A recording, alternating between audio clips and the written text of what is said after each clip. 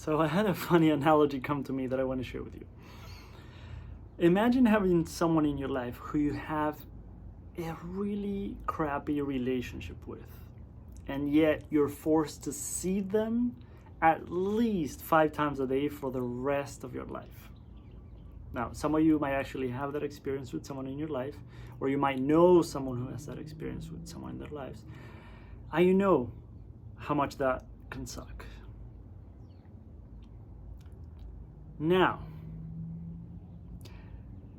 think about your relationship with money. If there's any ways in which it might feel unhealthy. And yet we live in a world that we get to experience our relationship with money many times a day, in many ways. Let's say you get a bill. Let's say you have to make a payment, you have to get gas for your car, you go and get food, you're deciding to buy a product and you're like, do I get this one or this one? And maybe price is a consideration for that. And you're thinking of investments, or you're thinking of different things, where to put your money to. Maybe you have debt, maybe you have all kinds of things that make you think about money. So I feel like it's a pretty low estimation to say that at least 5 times a day we are interacting with money in some kind of way, either directly or thinking about it. And yet we don't usually take time to sit and consider our relationship with money. So like I said, if you was that person that you truly don't want to see and would do everything in your power to not have to spend time with them, and you're forced to see them at least 5 times a day for the rest of your life, you might want to explore ways to improve that relationship, or when it comes to people, maybe there is a way to not have to see them anymore. But with money, I don't feel like we can do that. So exploring a relationship with money, imagine,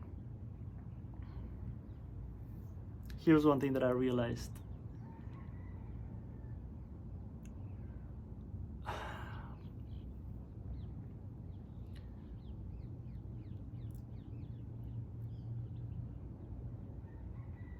When I started doing this work, that's when I realized the power of this energy healing modality that I use for this and the way that I use it. Because imagine being able to release a lot of different emotions that you might have towards money that you might not even know that you have.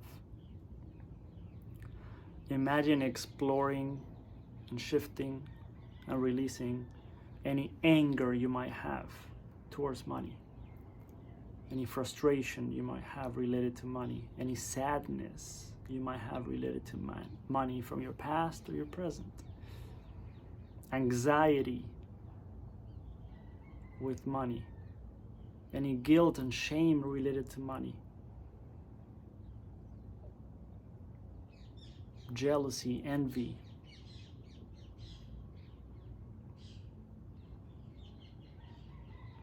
stress.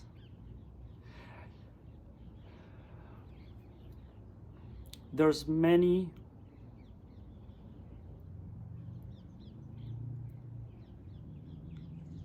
emotions, feelings that we have towards money that many times we're not even conscious of. And even the ones that we're conscious of,